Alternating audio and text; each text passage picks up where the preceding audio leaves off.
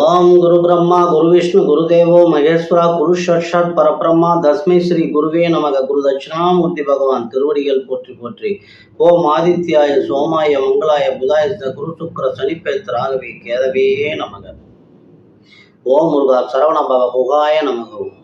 உலகெங்கும் வாழும் என் இனிய சகோதர சகோதரிகள் அனைவருக்கும் வணக்கம்। நிறைய பேர் நம்ம சேனலை பார்த்துட்டு இருக்கிறீங்க, சப்ஸ்கிரைப் பண்ணியிருக்கீங்க, லைக் பண்ணியிருக்கீங்க, அனைவருக்கும் என்னுடைய நன்றி। இன்னைக்கு நம்ம இந்த பதிவில் என்ன பார்க்க போறோம்னா 1/5/2024 புதன்கிழமை பகல் 1 மணிக்கு பயிற்சியாக மேசத்திலிருந்து ரிஷபத்திற்கு பயிற்சியாகக்கூடிய குரு பகவானுடைய பலன்கள் விருச்சிக ராசிக்கு எப்படி இருக்கும் அப்படிங்கிறது தான் இப்போ நம்ம பார்க்க போறோம்।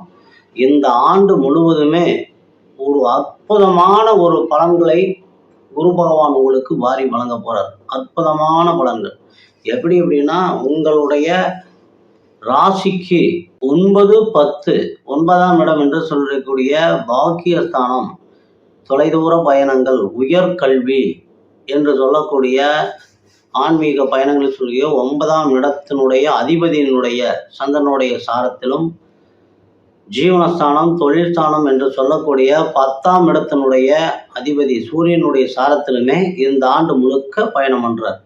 வேறு சாரத்துக்குள்ள போல மறுபடியும் திரும்பி வக்கரமாகி இந்த அதிகப்படியான காலங்கள் இந்த ஆண்டுல மேக்சிமம் எல்லாமே இந்த 2 சாரத்திலையுமே பயணம் பண்றதுனால இந்த ஆண்டு உங்களுக்கு நீங்கள் எதிர்பார்த்ததை விட எதிர்பார்க்காத விஷயங்கள் நிறைய நடக்கும்। ஏன்னா உங்களுடைய ராசிக்கு 10ஆம் அதிபதி, உங்களுடைய ராசிக்கு 10ஆம் அதிபதி சூரியன் 6ஆம் இடத்துல உச்சம் அடைகிறார்। 6ஆம் இடங்கிறது வம்பு வழக்கு, கோர்ட்டு கேஸு, போட்டி தேர்வு, இதையெல்லாம் சொல்லக்கூடியது। 6ஆம் இடத்துல சூரியன் இருக்கிறதுங்கிறது ஒரு எதிரிகளை வெல்லக்கூடிய ஒரு சக்தி உள்ள ஒரு மாதம்। ஆக 6ஆம் இடத்துல கூடிய சூரிய பகவான், அதுக்கு 6ஆம் இடத்துல இருக்கிற சூரிய பகவானுக்கு உங்களுடைய ராசிக்கு 5ஆம் இடத்துல இருந்து சனி பகவானுடைய பார்வையும் உள்ளது। அப்ப சனியும் சூரியனுடைய இணைவு அப்படிங்கிறது அரசியல்வாதிகளுக்கு, அரசு சார்ந்தவங்களுக்கு எல்லாத்துக்குமே ஒரு முழு வெற்றி அளிக்கக்கூடிய ஒரு மாதமாக இந்த ஆண்டு இருக்கிறது। இந்த ஆண்டுல பாத்தீங்கன்னா உங்களுடைய ராசிக்கு 10ஆம் இடத்திற்கு சனி பகவானுடைய ராசிக்கு 10ஆம் இடத்திற்கு சனி பகவானுடைய பார்வை விழுறதுனால, அதாவது சிம்ம ராசிக்கு விழுறதுனால அரசியல்வாதிகளுக்கு இந்த ஆண்டு ரொம்ப ரொம்ப அற்புதம்। விருச்சிக ராசியில் இருக்கக்கூடிய அரசியல்வாதிகளுக்கு மிகச்சிறந்த ஒரு நல்ல பலன்களை எல்லாம் வாரி வாரி வழங்கக்கூடிய ஆண்டாக இந்த ஆண்டு இருக்கிறது। உங்களுடைய ராசிக்கு 12ஆம் இடம் 11, உங்களுடைய ராசி 3 ஆகிய, அதாவது 3ஆம் இடத்திற்கும் ராசிக்கும் 11ஆம் இடத்திற்கும் லாபஸ்தானத்திற்கும் குரு பகவானுடைய பார்வையில் இருந்தனால உங்களுடைய அனைத்து முயற்சிகளும் முழு வெற்றி அடையும்। எல்லாமே லாபத்துல தான் முடியும்। அற்புதமான ஒரு ஆண்டாக இந்த ஆண்டு இருக்கிறது। அதே மாதிரி உங்க ராசிக்கு 4ஆம் இடத்துல 4ஆம் இடத்து அதிபதி 4ஆம் இடத்துல இருக்கிறனால நிலம், வண்டி, வாகன யோகங்கள் நிறைந்த ஒரு ஆண்டு।